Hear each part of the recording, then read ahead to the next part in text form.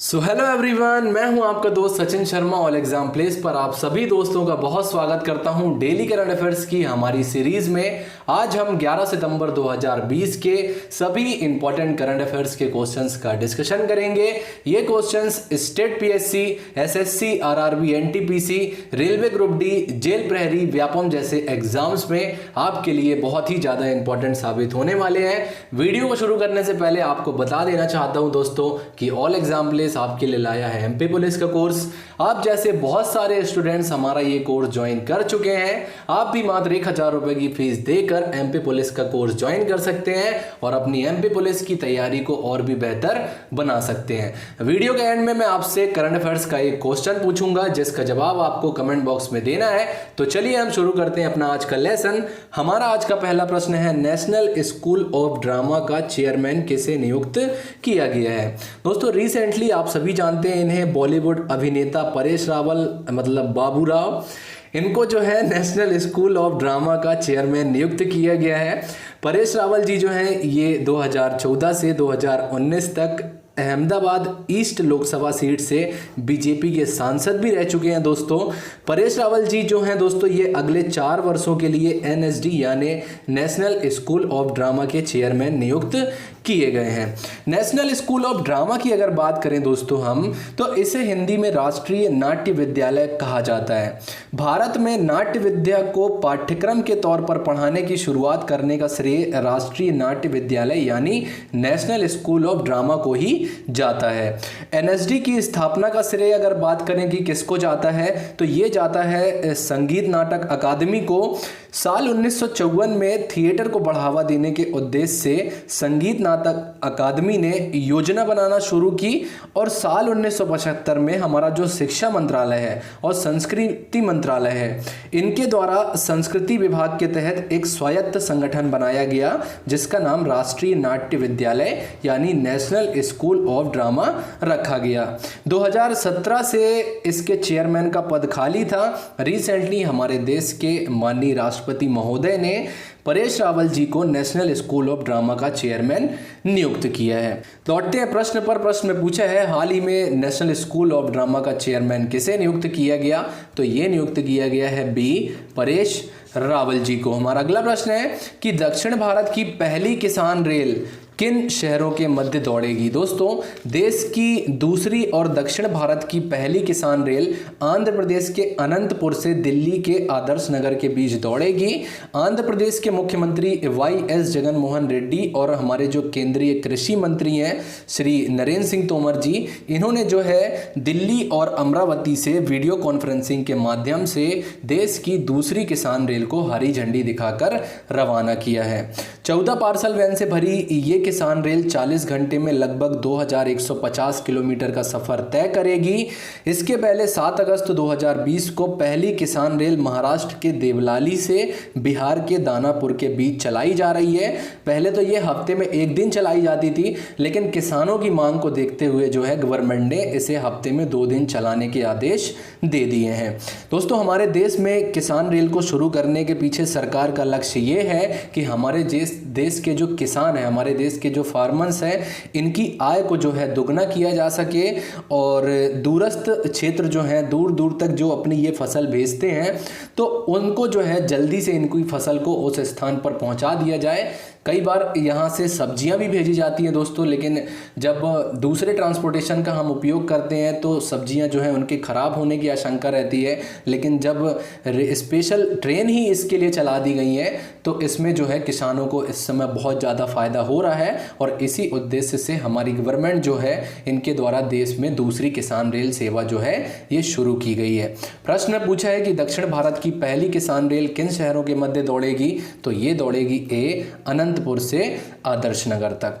अगला प्रश्न है हमारा, हाल ही में आयोजित पहली वर्ल्ड सोलर टेक्नोलॉजी समिट की मेजबानी किस संगठन ने की है। दोस्तों रिसेंटली पहली वर्ल्ड सोलर टेक्नोलॉजी समिट की मेजबानी इंटरनेशनल सोलर अलायंस या अंतर्राष्ट्रीय सौर गठबंधन द्वारा की गई है। इस समिट का उद्घाटन माननीय प्रधानमंत्री नरेंद्र मोदी जी के द्वारा किया गया और इस समिट में दोस्तों 149 देशों के 26,000 से अधिक प्रतिभागियों इन्होंने हिस्सा लिया था। इस समिट में दोस्तों वर्ष 2019 के नोबेल पुरस्कार विजेता माइकल स्टैनली वेटिंगम ने अपना एक भाषण भी प्रस्तुत किया।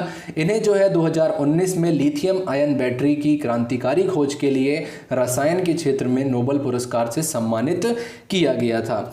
आईएसए की बात करें या इंटरनेशनल सोलर अलायंस की बात करें दोस्तों, तो बहुत ही इंपॉर्टेंट ऑर्गेनाइजेशन है और भारत का जो है इस संस्था को खड़ा करने में बहुत बड़ा हाथ है।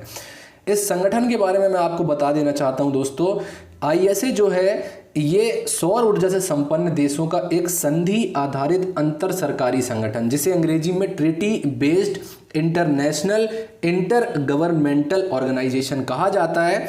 इस संगठन की शुरुआत भारत और फ्रांस ने वर्ष 2015 में जो पेरिस में जलवायु सम्मेलन हुआ था, इसी के दौरान भारत और फ्रांस ने मिलकर के इस संगठन की स्थापना की थी। इसका हेडक्वार्टर दोस्तों आपको हमारे गुरुग्राम में मिलेगा और निकारागुआ रिपब्लिक जो है ये सबसे लास्ट देश है जो आईएसए में शामिल हुआ है। जुलाई 2020 में निकारागुआ जो है ये आईएसए फ्रेमवर्क पर हस्ताक्षर करने वाला 87वां देश बना है, 87th कंट्री बना है। तो इसका नाम भी हमें याद रखना है। लौटते हैं प्रश्न पर। प्रश्न में पूछा है कि हाल ही में आयोजित पहली वर्ल्ड सोलर टेक्नोलॉजी समिट की मेजबानी किस संगठन ने की है? तो ये की है CISA गुरुग्राम। हेडक्वार्टर जो है गुरुग्राम में है। बढ़ते हैं अगले प्रश्न की, और अगला प्रश्न है वर्ल्ड सुसाइड प्रिवेंशन डे कब मनाया जाता है? दोस्तों, international association for suicide prevention द्वारा हर साल 10 सितंबर को वर्ल्ड सुसाइड प्रिवेंशन डे यानी दुनिया भर में आत्महत्या को रोकने का दिन मनाया जाता है। इस दिन को मनाने का उद्देश्य दुनिया भर में आत्महत्या को रोकने के लिए लोगों को जागरूक करना है, उन्हें प्रेरित करना है, उनकी जो मेंटल हेल्थ है उसको सुधारना है ताकि वो इस तरह के कदम ना उठाएं। इस वर्ष की थीम है working together to prevent suicide. 5 सितंबर को आपको पता ही है, 5 सितंबर को शिक्षक दिवस मनाया जाता है। 8 सितंबर को जो है अंतर्राष्ट्रीय साक्षरता दिवस मनाया जाता है। 9 सितंबर को international day to protect education from attack day मनाया जाता है और 10 सितंबर को मनाया जाता है वर्ल्ड सुसाइड प्रिवेंशन डे। बढ़ते हैं अगले प्रश्न की, और अगला प्रश्न है हाल ही में किस राज्य में वीर सावरकर फ्लाईओवर का उद्घाटन किया गया? दोस्तों, कर्नाटक के मुख्यमंत्री जो हैं BS येदियुरप्पा जी, इन्होंने बेंगलुरु में वीर सावरकर फ्लाईओवर का उद्घाटन किया है। 400 मीटर लंबे इस फ्लाईओवर की लागत जो है लगभग 34 करोड़ रुपए के लगभग आई है। सितंबर 2017 से इस फ्लाईओवर का परियोजना जो है ये शुरू हुई थी और अब जाकर के ये कंप्लीट हुई है। दोस्तों, कई बार परीक्षा में हमें ऐसे प्रश्न भी पूछ लिए जाते हैं जिनका उत्तर हमें नहीं पता होता है, लेकिन कुछ लॉजिक लगा करके हम उसका उत्तर जो है पता कर सकते हैं। अगर आप ऑप्शन देखें तो पहला ऑप्शन है हमारा आंध्र प्रदेश, तीसरा ऑप्शन है हमारा महाराष्ट्र और चौथा ऑप्शन है हमारा तेलंगाना। आंध्र प्रदेश में YSR की सरकार है, मतलब कि जगनमोहन रेड्डी जी की सरकार है।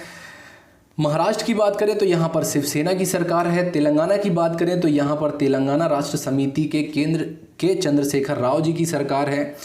कर्नाटक एकमात्र ऐसा स्टेट बचता है जहां पर बीजेपी की सरकार है। वीर सावरकर को आपने देखा होगा कि बीजेपी बहुत ज़्यादा प्रमोट करती है क्योंकि ये दक्षिणपंथी विचारधारा से संबंध रखते हैं और बीजेपी जो है इसकी आइडियोलॉजी भी जो है ये दक्षिण पंथ की है। तो कई बार आपको अगर प्रश्न नहीं बन रहा है, उसका उत्तर हमें नहीं पता है, तो जो करंट से रिलेटेड क्वेश्चन आ जाते हैं हमारे एग्जाम में, तो इस तरह का लॉजिक लगाकर भी अगर आपको उत्तर नहीं पता है तो आप उसका सही उत्तर टिक कर सकते हैं।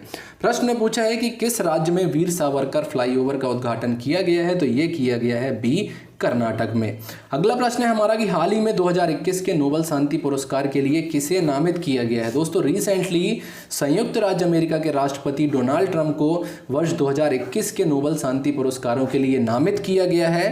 दोस्तों, आप सभी को याद होगा कुछ दिन पहले यूएई और इजराइल के मध्य में शांति समझौता स्थापित हुआ है और ये डोनाल्ड ट्रंप की मध्यस्थता में ही स्थापित हुआ है और इसी के चलते जो है इन्हें इस पुरस्कार के लिए नामित किया गया है। हालांकि एकमात्र यही कारण नहीं है, भारत पाकिस्तान को लेकर के भी इनकी नीति कुछ रही है, उत्तर कोरिया और दक्षिण कोरिया की दोस्ती को लेकर के भी इनकी बहुत सारी नीतियां रही हैं। वर्ल्ड वाइड जो है इन्होंने कई देशों में शांति स्थापित करने का प्रयास किया हुआ है, तो इसी के चलते जो है इन्हें इस पुरस्कार के लिए नामित किया गया है। हालांकि ऐसा पहली बार नहीं है कि इन्हें इस पुरस्कार के लिए नामित किया गया है, पहले भी वर्ष 2018 में उत्तर कोरिया के नेता किम जोंग उन के साथ जो इनकी सिंगापुर में एक शिखर सम्मेलन सम्मेलन आयोजित हुआ था उसके बाद भी जो है इनका नाम नोबेल शांति पुरस्कार के लिए नामित किया गया था, लेकिन वो बात और है कि ये इस पुरस्कार को नहीं जीत पाए थे।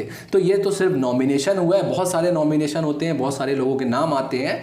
इस बार भी इनका नाम जो है ये नॉमिनेट हुआ है। अब देखते हैं कि किसे मिलता है।